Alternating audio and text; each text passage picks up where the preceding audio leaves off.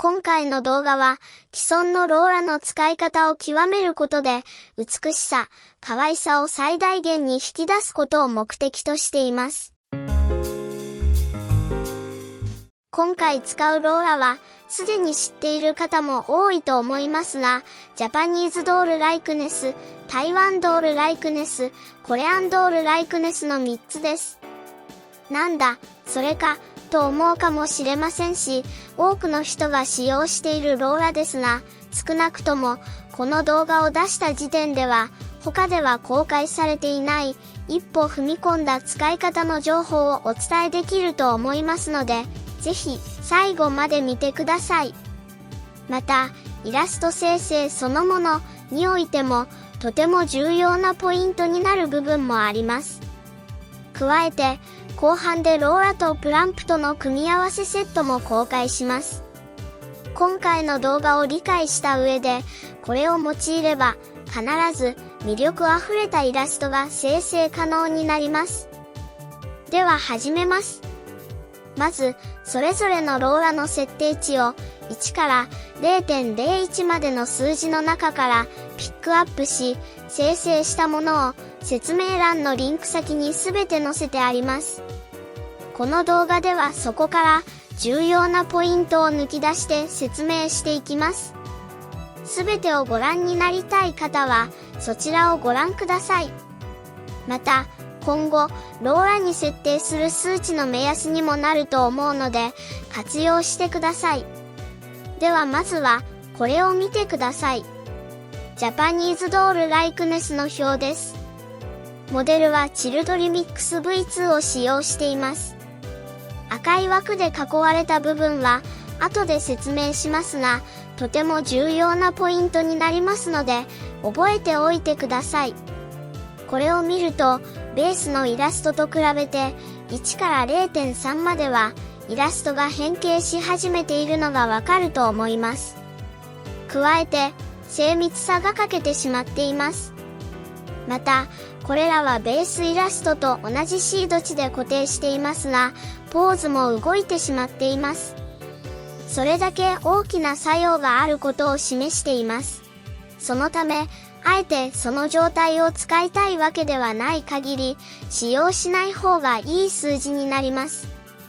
単独での使用でも 0.3 がギリギリといったところです。個人的には 0.15 以上は使用していません。この特徴は他の2つのローラも共通しています。特に台湾ドールライクネスはより大きい変化をする傾向にあるので注意が必要です。ローラやプロンプトは数値設定は1よりも大きい数字を使うものが多いので、つい同じような使い方をしがちですが、この3つのローラは低い数字で使用するというのが重要なポイントの一つです。そして、このローラの使用方法のおすすめがブレンドです。ブレンドすることでオリジナリティを出せます。まずは同じ数字でブレンドした表を見てみます。先ほどと同じように赤い枠で囲われた部分がありますが、これも後で説明します。やはり1から 0.3 までは使わない方が良いと思います。しかし、それぞれ単独で使う時よりもブレンドした方がディテールを保ったまま大きく変化しているのがわかると思います。そして、この特徴を生かし、よりオリジナリティをつける方法が3つのうちのどれかを主軸にすることです。主軸にするローラの数値でおすすめは 0.15 から 0.1 で、他を 0.07 から 0.01 の間で変更します。では、主軸を 0.1、他を 0.05 に設定したイラストを見てみましょう。それぞれ違う変化が見られるのがわかると思います。ただし、主軸に使用するローラによって変化がより大きく出る時があるので注意が必要です。さてここでも赤い枠があると思います。ここでこの説明をしたいと思います。これまで見てきてすでに気がついている人もいると思いますが、この赤枠で囲われたイラストには設定していない余計なオブジェクトが追加されています。今回は 0.03 と 0.05、0.1 で帽子やイヤリングの巨大化が見られます。そしてブレンドしたイラストでもこの数値が多く重なった部分で高い確率で出現しました。残念ながらこれがこのローラの特徴になります。多分すでに経験した方もいらっしゃると思いますが、プロンプトで設定していないのにどうしても余計なものが湧いてきてしまうというのはこのローラの仕様によるところが大きいです。また出現してしまったものをインペイントやコントロールネットを使用しても修正できないといったこともよくあります。しかし対策方法は簡単で数字をずらすことで解決可能です。ただしこれを知らないと永遠に修正作業を繰り返すことになります。これが今回の最大の重要ポイントになります。ではここでローラとプランプトの組み合わせセットの公開です。美しさ、可愛らしさを強調するのに必要なプロンプトとネガティブプロンプト、そして今回紹介したローラを組み合わせたセットです。説明欄のリンク先にも記載してあるのでコピー&ペーストで使用できます。あとは今回の動画の内容を踏まえて数値の変更をし、表現したいイメージのプロンプトを記入の部分に好きなプロンプトを入れるだけです。プロンプトの記入で迷う方は以前公開したこの動画を見ていただけるととても簡単に自分のイメージを入れれるようになると思います。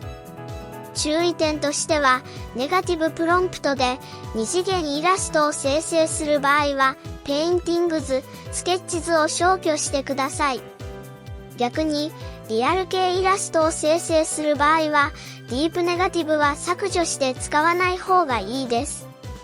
ディープネガティブはリアル系に使用すると、完成イラストがのっぺりした感じになりやすいので、あまりおすすめではありません。ではこのセットと以前紹介したフラットプラスアルファの技法を加えたイラストをご覧ください。まだその動画を見ていない方はぜひそちらも見てください。